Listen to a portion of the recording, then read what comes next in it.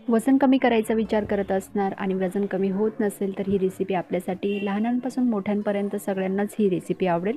तर आपण ही रेसिपी एक वेळेस जरूर ट्राय करा. तर इथे मी भगर घेतलेला आहे. क्वांटिटी आपण कमी जास्त घेऊ शकता. मेथीचे दाणे घ्यायचे आणि हे चांगलं धुवून घ्यायचं आहे आपल्याला. मेथीचे दाणे ऑप्शनल आहे, आपण घातलं नाही घातलं तरीही चालेल. आणि हे जवळपास आपल्याला 4 ते 5 तासापर्यंत गाळून ठेवायचं आहे. आपल्याला वाटलं तर आपण हे रात्रभरसुद्धा गाळून ठेवू शकतो. भगरमध्ये खूप कमी कॅलरीज असतात आणि त्याचा ग्लायसेमिक इंडेक्स जो आहे तो कमी असतो, त्यामुळे ते वजन कमी करण्यासाठी खूप फायदेशीर असतं. जवळपास 4 ते 5 तास झालेली आहे आणि दुसरीकडे आपल्याला एक बीट घ्यायचं आहे. बीट अशा प्रकारे कट करून घ्यायचं आहे. आलं घ्यायचं आहे. वाटलं तर लसूणसुद्धा घेऊ शकता आपण. कढीपत्ता घेतलेला आहे मी आणि हे सगळं आपण मिक्सरमधून बारीक करून घेऊया आणि जे भगर आपण गाळून ठेवलेलं आहे ते सुद्धा यात घालूया. थोडंसं पाणी घालायचं आहे आणि हे बारीक करून घ्यायचं आहे. हिरवी मिरची घालूया. चवीप्रमाणे मीठ घालायचं आहे. जिरा घालायचं आहे आणि हे सगळं बारीक करून घ्यायचं आहे.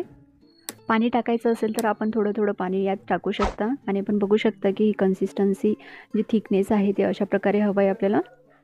थोडंसं पाणी घालून घेते मी यात आणि मिक्स करून घेते. निंबू टाकायचं आहे. आपल्याला निंबू नसेल टाकायचं तर आपण यात दहीसुद्धा घालू शकता. निंबू किंवा दही घातल्यामुळे जी चव असते ती छान येते. इथे एक पॅन घेतलेलं आहे.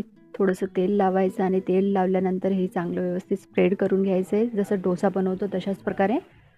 थोडंसं तूप लावून घेऊया. तूपमुळे छान टेस्ट येईल आणि हा जो डोसा आहे तो पटकन निघेलसुद्धा. आणि आता साईड चेंज करून घ्यायची आहे आपल्याला.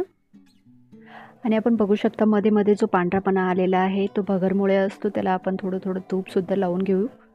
मुलांना आपण हे टिफिनमध्ये बनवूनसुद्धा देऊ शकतो. तसंही मुलं पीठ खात नाही, तर अशा प्रकारे त्यांना डोसा बनवून दिला तर ते आवडीने खातील. तर हा डोसा रेडी आहे, आपण बघू शकता. तर हा हेल्दी नाश्ता आपण वजन कमी करण्यासाठी किंवा मुलांच्या टिफिनसाठी आणि एरवीही बनवून खाऊ शकता. अशाच प्रकारे आपल्याला बाकीचे सुद्धा बनवून घ्यायचे.